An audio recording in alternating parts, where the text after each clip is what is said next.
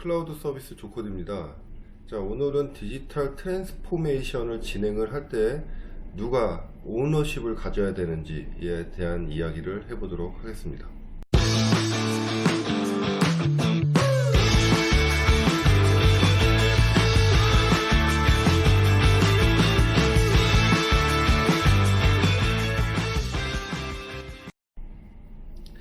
자, 한 2, 30년 동안 우리나라가 많은 IT 개발을 했었죠.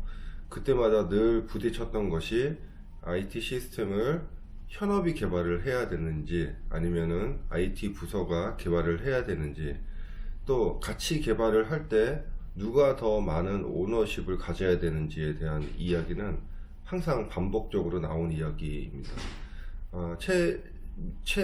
최초에는 사실 다 IT 부서가 업무를 모르는 상태에서 진행을 하다 보니까 IT 시스템은 완성이 됐는데 정작 그 안에서 프로세스나 이런 거는 잘 돌아가지 않는 그런 문제점들이 있었습니다. 그래서 계속 반복적인 유지보수나 아니면 시스템 재개발 이런 식으로 진행이 됐었죠. 우리나라 전반적으로 IT 시스템에 대한 이해가 부족했을 때 나왔던 문제점입니다. 그렇다고 또 업무 담당자, 현업이 그 시스템을 구성하는 것은 거의 불가능하죠. 왜냐면은 업무 시스템과 IT 시스템 간에는 그런 어떤 많은 차이들이 있는데, 그런 것을 우리가 아무리 업무 시스템이 있다고 하더라도 그것을 IT 시스템으로 구현을 하기 위해서는 변환이나 다른 형태로 구현을 해야 됩니다. 그런데 IT 시스템을 모르고 있는 그대로 구현을 하면은 마치 뭐 스파게티 그런 코드처럼 좀 유지보수하기도 어렵고, 그리고 이 특색을 잘 살리지 못하는 그런 시스템이 될 가능성이 높습니다. 그래서 우리가 이제 IT 시스템 같은 경우에는 이제 코디네이터라고 하는 좀 스페셜리스트들이 중간에 있으면서 양쪽의 요구사항을 적절하게 좀 조정해주는 그런 역할을 많이 했었고요. 뭐 컨설턴트도 괜찮고 스페셜리스트 이런 분들이 사실은 그런 역할을 많이 했습니다. 그래서 이제 그런 분들이 오히려 거꾸로 현업한테 요구사항을 받고 또 IT 시스템 담당자랑 협의를 해가지고 중간에 가장 트레이드 오프가 잘 될 수 있는 그런 시스템으로 구축을 하게 되는 것이죠.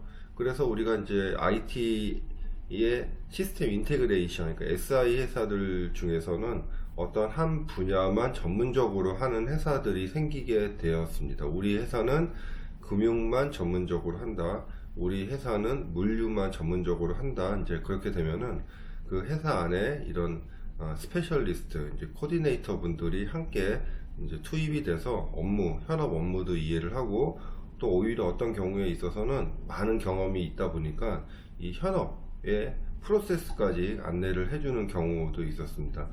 이런 프로세스는 안 좋으니까 앞으로 이런 식으로 더 하라고 하는 형태로 많이 구성이 되었죠. 이 업무가 복잡해지다 보니까요. 그래서 약간은 이제 컨설팅 펌까지 이런 일을 하게 되었죠. 왜냐하면 컨설팅 업무가 복잡해짐에 따라서 또 더 높은 수준의 업무 능력이 필요했었고, 그래서 이제 IT 개발뿐만 아니고 프로세스 전반에까지 관여를 하는 것이 요즘에 최근의 IT 개발이었습니다.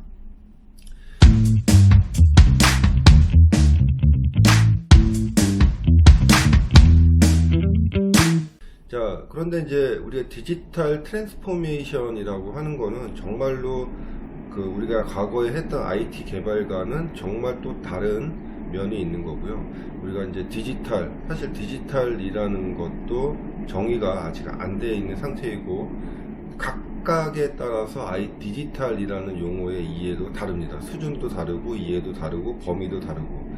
자, 이렇게 정의가 안 되어 있는 상태에서 만약 디지털 트랜스포메이션을 회사에서 진행을 한다, 정말 그 산으로 갈 확률이 거의 뭐 99%라고 보시면 되겠습니다.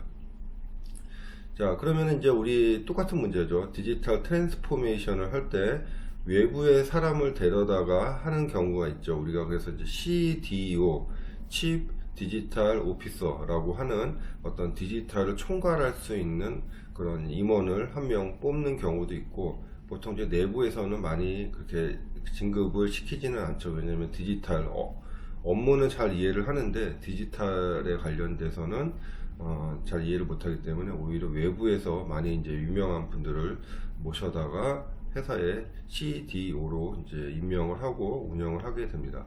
그런데 이제 똑같은 문제가 발생을 하는 거죠. 이 CDO라는 분은 디지털 전문가이고 현업에서는 또 그 CDO를 그러니까 그 디지털을 잘 모르는 이렇게 구성이 되어 있다 보니까 중간에 또 코디네이터라는 부분이 필요로 하게 됩니다. 사실은 이제 CDO라는 사람이 그 코디네이터 역할을 해주는 게 가장 좋지만은 또 이 CDO는 저 회사 전반의 디지털에 관련된 내용을 컨트롤해야 되기 때문에 그 현업 담당자 한 부서에 뭐 이런 사람들과 또 소통을 하기 위해서는 중간에 코디네이터라는 역할이 또 있어야 됩니다. 자, 그러면 이제 우리가 아까는 그 IT 회사에서 그런 코디네이터나 스페셜리스트를 점점 많이 키워서 업무까지 가이드하는 형태로 했었는데 이 디지털 트랜스포메이션의 가장 큰 문제점은 이런 정형화된 그런 프로세스나 틀이 없다는 것이죠. 오히려 이것은 현재 현업 업무 프로세스의 환경이나 제약 조건이나 또한 그 참여하고 있는 사용자의 디지털 역량 이런 게 더 중요하다고 저는 생각이 됩니다. 그래서 디지털 트랜스포메이션을 진행을 하시려면 CDO도 물론 있어야 되지만은 현업들을 가리킬 수 있는 회사 내 코디네이터를 양성을 하시는 게 가장 중요하다고 저는 생각이 됩니다. 그래서 그 코디네이터들이 현업도 잘 이해를 하고 또 디지털에 대해서 계속 공부를 하고 하면은 점점 그 디지털 트랜스포메이션 할 수 있는 방향과 어떤 그 추진할 수 있는 추진력이 생긴다고 봅니다. 자, 오늘은 그 디지털 트랜스포메이션 과연 어떤 사람들이 오너십을 가지고 해야 되는지에 대해서 말씀을 드렸고요.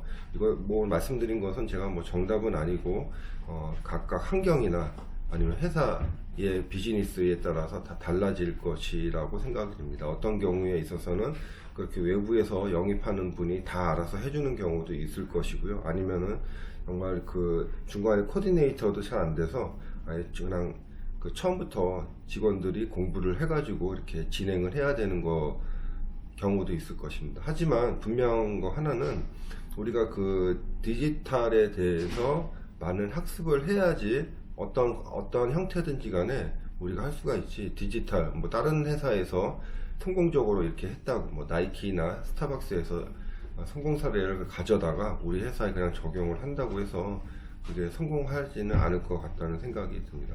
자, 오늘은 여기까지 하겠습니다.